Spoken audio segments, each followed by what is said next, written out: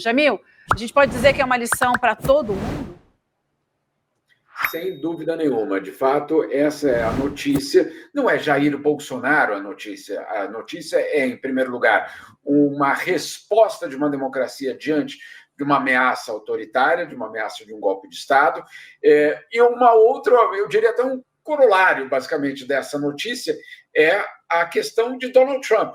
Funciona ou não funciona ser aliado de Donald Trump?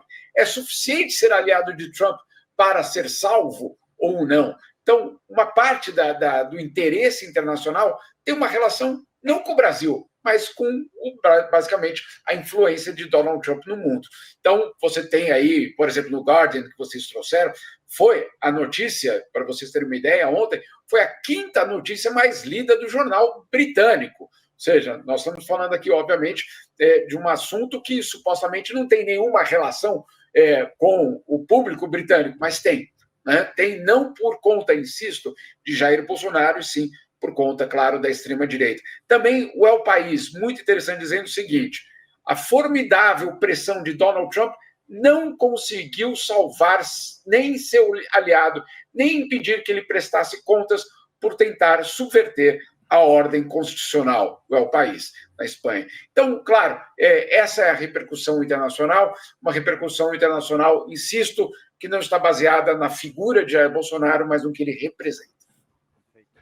Ô, Jamil, saiu uma publicação recente, acho que ontem, antes de ontem, no New York Times, assim, categórica, né? Dizendo que o Brasil desafiou, esse é o verbo, desafiou o Trump e venceu. Então, isso é o encontro do que você está colocando, para muito além da nossa questão doméstica e tal, envia uma mensagem que, como eu vejo, pelo menos, queria discutir sobre isso, que um Estado-nação pode enfrentar a sanha da extrema-direita, que não é só do trumpismo, é das big techs, do grande capital financeiro internacional, combustível fóssil. Então, essa dimensão que a gente encara hoje com a prisão do Jair Bolsonaro e de generais, 4 estrelas, né, diga-se de passagem, tudo isso também é fundamental analisar. Dar esse exemplo para o mundo e traz um símbolo de resistência fortíssima a essa escalada da extrema-direita em múltiplos países, né? Exatamente. E César, é curioso, porque eu estou falando aqui com vocês da Europa, um continente que vive uma crise existencial por vários motivos. Um deles é por conta da reação da União Europeia e dos outros países que não fazem parte da União Europeia, como, por exemplo, aqui a Suíça, diante da influência e da pressão de Donald Trump. Então, essa matéria do New York Times, insisto, não é uma matéria sobre o Brasil, é uma matéria sobre como, eventualmente, Donald Trump pode ser parado. Por quem? Por um país pequeno do Caribe?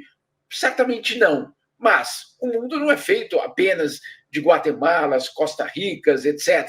Nós estamos falando de países que teriam, talvez, a possibilidade de peitar Donald Trump e não fizeram. No caso da União Europeia, houve um enorme constrangimento na questão comercial de todos os setores que, basicamente, a União Europeia cedeu a Donald Trump para que um acordo fosse feito. Aqui na Suíça, teve um episódio que beirou... Bom, eu vou explicar, você me dá a palavra depois, César. Os americanos, o governo Donald Trump, então retirou uma parte das tarifas que também existiam contra os suíços. E na hora de revelar isso, foi feita uma foto do Salão Oval. O Salão Oval com a mesa presidencial e sobre a mesa presidencial um Rolex de ouro. E aí veio aquela pergunta, opa, o que está fazendo um Rolex de ouro na mesa do presidente americano, sendo anunciado uma visita dos suíços? Será que ele foi comprado? Obviamente, uma enorme dúvida pairou. Ele foi, entre aspas, corrompido para ceder? Ou foi só um agrado, como o pessoal lá do Catar deu um avião para ele? Né? Como é que é exatamente essa relação? Quanto custa aquele relógio de mesa de ouro da Rolex? Não é qualquer relógio.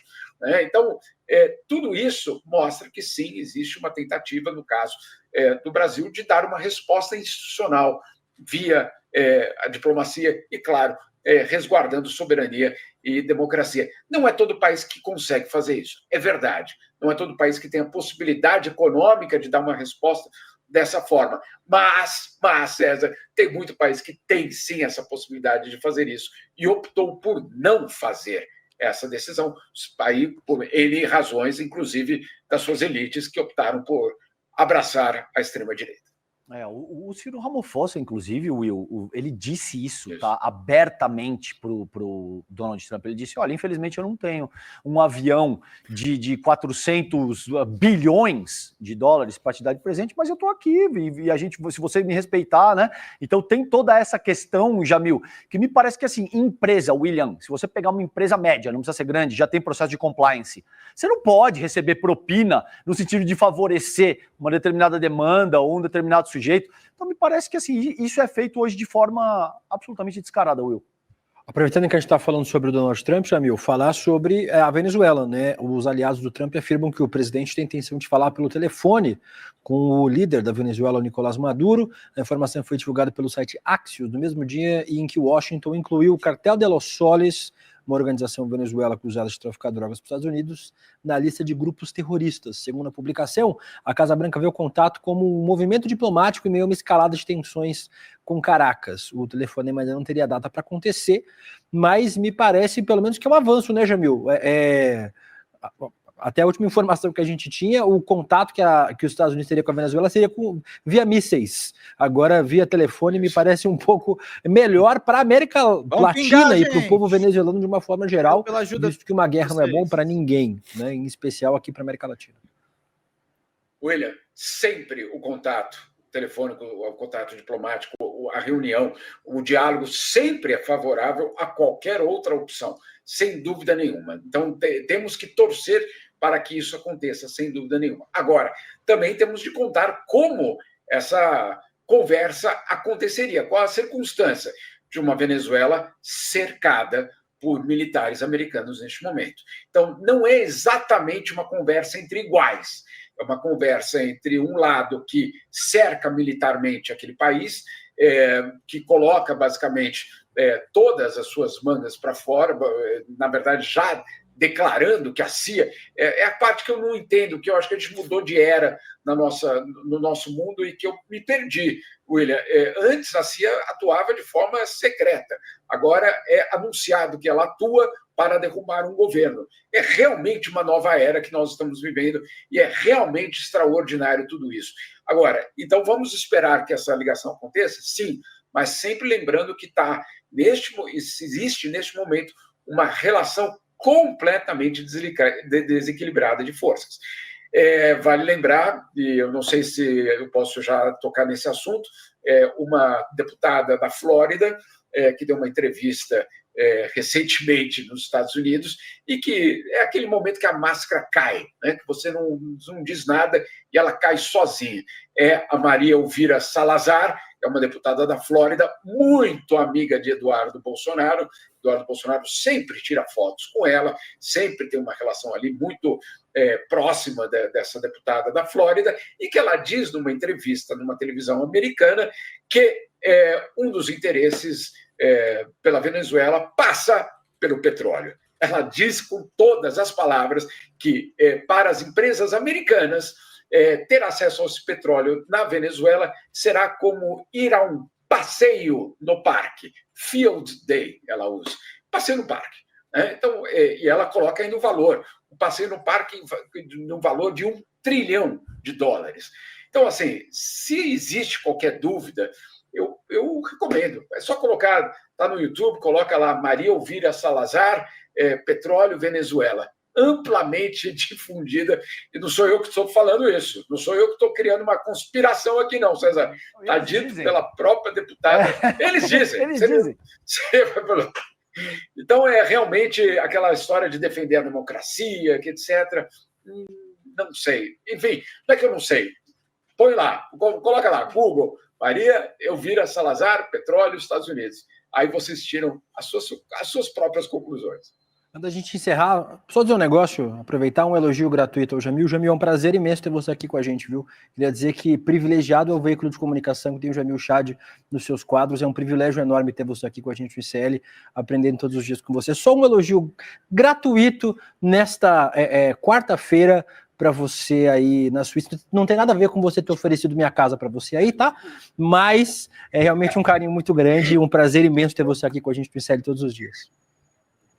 Eu posso dizer o mesmo, eu posso dizer que eu espero todos os dias a hora de estar aqui com vocês, porque realmente não só é uma família muito linda, todos vocês, e é muito gostoso trabalhar num ambiente desse, mas, acima de tudo, é uma parte da construção da democracia, passa pela imprensa. E aí é a nossa missão, pelo menos, aí também declarada, né, César?